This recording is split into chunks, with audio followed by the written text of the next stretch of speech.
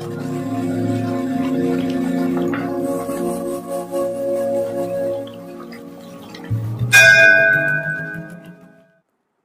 हर महादेव। महाशिव पुराण कथा की सीरीज में आपका स्वागत है। महाशिव पुराण कथा को 7 संहिता और 11 खंडों में विभाजित किया गया है, जिन्हें हम आपको अलग अलग एपिसोड में सुनाएंगे। पिछले एपिसोड में आपने विद्वेश्वर संहिता के 16वें अध्याय को सुना। इस एपिसोड में सुनेंगे 17वां अध्याय। यदि अनुष्ठान पूर्ण होने के पहले बीच में ही साधक की मृत्यु हो जाए तो वह परलोक में उत्तम भोग भोगने के पश्चात पुनः पृथ्वी पर जन्म लेकर पंचाक्षर मंत्र के जप का अनुष्ठान करता है। समस्त लोकों का ऐश्वर्य पाने के पश्चात वह मंत्र को सिद्ध करने वाला पुरुष यदि पुनः 5 लाख जप करे तो उसे ब्रह्मा जी का सामीप्य प्राप्त होता है। पुनः 5 लाख जप करने से सारूप्य नामक ऐश्वर्य प्राप्त होता है। 100 लाख जप करने से वह साक्षात ब्रह्मा के समान हो जाता है। इस तरह कार्य ब्रह्म हिरण्य गर्भ का सायुज्य प्राप्त करके वह उस ब्रह्मा का प्रलय होने तक उस लोक में यथेष्ट भोग भोगता है। फिर दूसरे कल्प का आरंभ होने पर वह ब्रह्मा जी का पुत्र होता है। उस समय फिर तपस्या करके दिव्य तेज से प्रकाशित हो वह क्रमशः मुक्त हो जाता है। पृथ्वी आदि कार्य स्वरूप भूतों द्वारा पाताल से लेकर सत्य लोक पर्यंत ब्रह्मा जी के 14 लोक क्रमशः निर्मित हुए हैं। सत्य लोक से ऊपर क्षमा लोक तक जो 14 भुवन है वे भगवान विष्णु के लोक हैं। क्षमा लोक से ऊपर सूची लोक पर्यंत 28 भुवन स्थित हैं। सूची लोक के अंतर्गत कैलाश में प्राणियों का संहार करने वाले रुद्र देव विराजमान हैं। सूची लोक से ऊपर अहिंसा लोक पर्यंत 56 भुवनों की स्थिति है। अहिंसा लोक का आश्रय लेकर जो ज्ञान कैलाश नामक नगर शोभा पाता है उसमें कार्यभूत महेश्वर सबको अदृश्य करके रहते हैं। अहिंसा लोक के अंत में काल चक्र की स्थिति है। यहाँ तक महेश्वर के विराट स्वरूप का वर्णन किया गया। वहीं तक लोकों का तिरोधान अथवा लय होता है। उससे नीचे कर्मों का भोग है और उससे ऊपर ज्ञान का भोग। उसके नीचे कर्म माया है और उसके ऊपर ज्ञान माया। अब मैं कर्म माया और ज्ञान माया का तात्पर्य बता रहा हूँ। माँ का अर्थ है लक्ष्मी, उससे कर्म भोग यात प्राप्त होता है, इसलिए वह माया अथवा कर्म माया कहलाती है। इसी तरह माँ अर्थात लक्ष्मी से ज्ञान भोग यात अर्थात प्राप्त होता है, इसलिए उसे माया या ज्ञान माया कहा गया है। उपर्युक्त सीमा से नीचे नश्वर भोग है और ऊपर नित्य भोग। उससे नीचे ही तिरोधान अथवा लय है, ऊपर नहीं। वहाँ से नीचे ही कर्ममय पाशों द्वारा बंधन होता है, ऊपर बंधन का सदा अभाव है।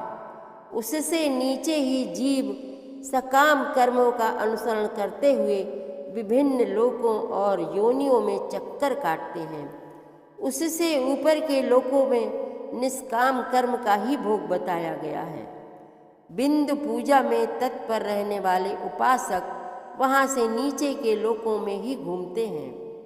उसके ऊपर तो निष्काम भाव से शिवलिंग की पूजा करने वाले उपासक ही जाते हैं। जो एकमात्र शिव की ही उपासना में तत्पर हैं वे उससे ऊपर के लोकों में जाते हैं। वहाँ से नीचे जीव कोटि है और ऊपर ईश्वर कोटि। नीचे संसारी जीव रहते हैं और ऊपर मुक्त पुरुष। नीचे कर्म लोक है और ऊपर ज्ञान लोक। ऊपर मद और अहंकार का नाश करने वाली नम्रता है।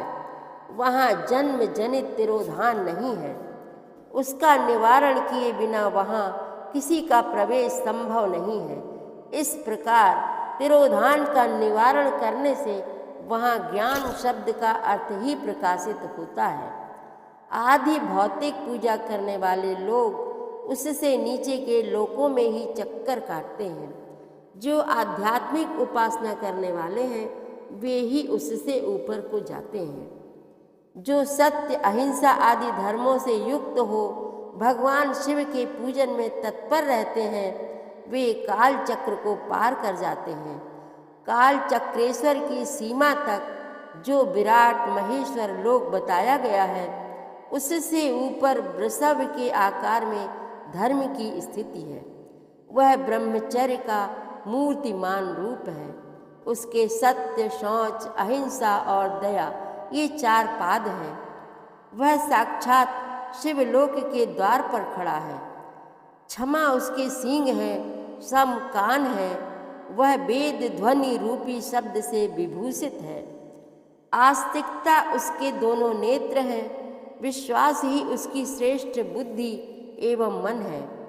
क्रिया आदि धर्म रूपी जो वृषभ है वे कारण आदि में स्थित हैं, ऐसा जानना चाहिए। उस क्रिया रूप वृषभाकार धर्म पर कालातीत शिव आरूढ़ होते हैं।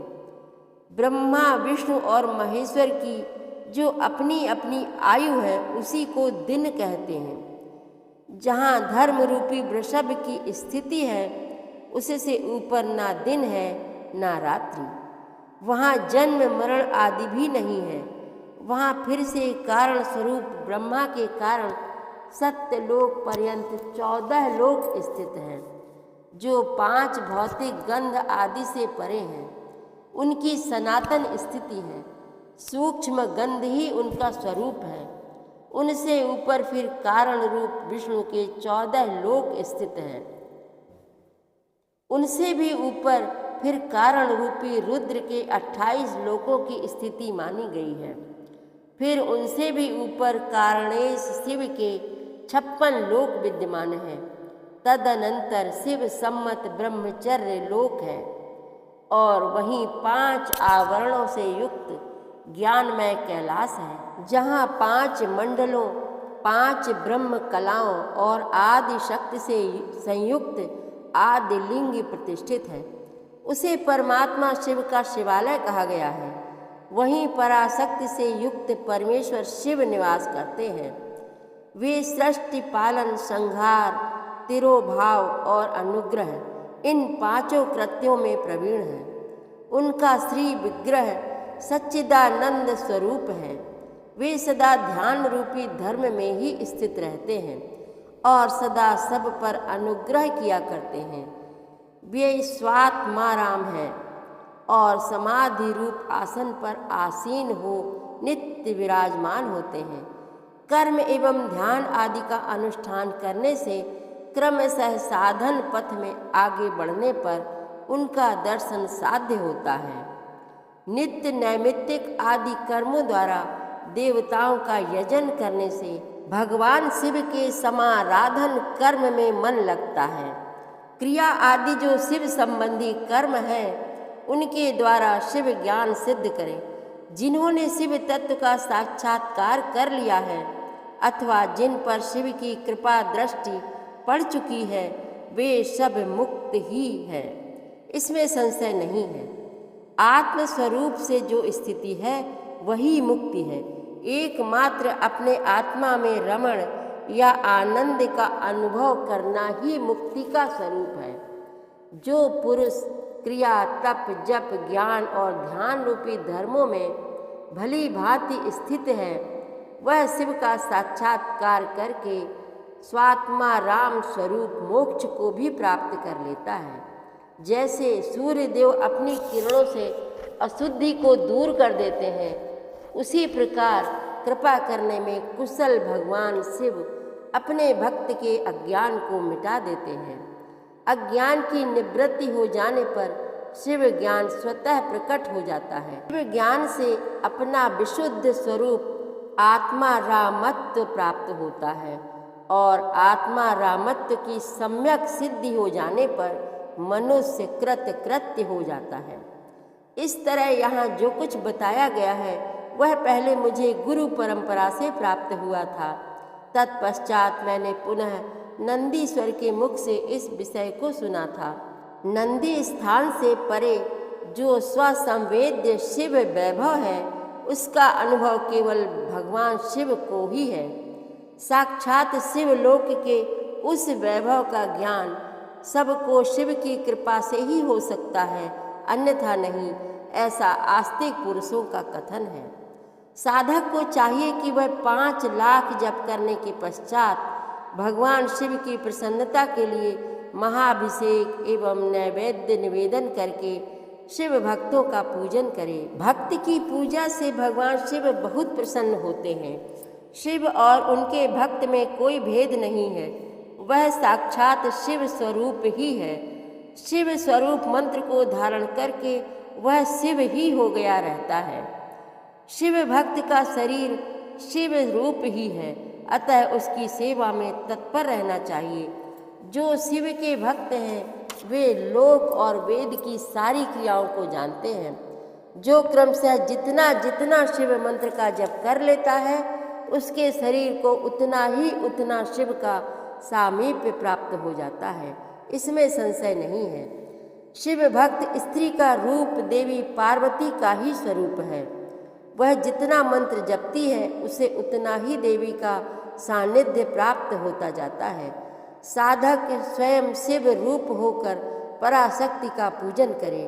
शक्ति, वेद तथा लिंग का चित्र बनाकर अथवा मिट्टी आदि से इनकी आकृति का निर्माण करके प्राण प्रतिष्ठा पूर्वक निष्कपट भाव से इनका पूजन करे। शिवलिंग को शिव मानकर, अपने को शक्ति रूप समझकर, शिवलिंग को देवी मानकर और अपने को शिव रूप समझकर, शिवलिंग को नाद रूप तथा शक्ति को बिंदु रूप मानकर परस्पर सटे हुए शक्ति लिंग और शिवलिंग के प्रति उप प्रधान और प्रधान की भावना रखते हुए जो शिव और शक्ति का पूजन करता है वह मूल रूप की भावना करने के कारण शिव रूप ही है। शिव भक्त शिव मंत्र रूप होने के कारण शिव के ही स्वरूप है। जो 16 उपचारों से उनकी पूजा करता है उसे अभीष्ट वस्तु की प्राप्ति होती है। जो शिवलिंगोपासक शिव भक्ति की सेवा आदि करके उसे आनंद प्रदान करता है उस विद्वान पर भगवान शिव बड़े प्रसन्न होते हैं। 5, 10 या 100 सपत्नीक शिव भक्तों को बुलाकर भोजन आदि के द्वारा पत्नी सहित उनका सदैव समादर करे।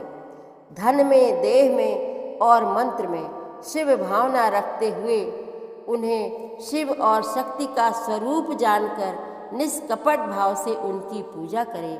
ऐसा करने वाला पुरुष इस भूतल पर फिर जन्म नहीं लेता। 17वां अध्याय समाप्त हुआ। अब अगले एपिसोड में आप सुनेंगे विद्येश्वर संहिता का 18वां अध्याय। आगे की कथा आप अगले अध्यायों में, अगले एपिसोड में सुनेंगे। संपूर्ण शिव महापुराण कथा की सीरीज में शामिल होने के लिए आप हमारे चैनल अपनी विरासत को सब्सक्राइब कर लीजिए और वीडियो को लाइक शेयर करना मत भूलिएगा। हर हर महादेव।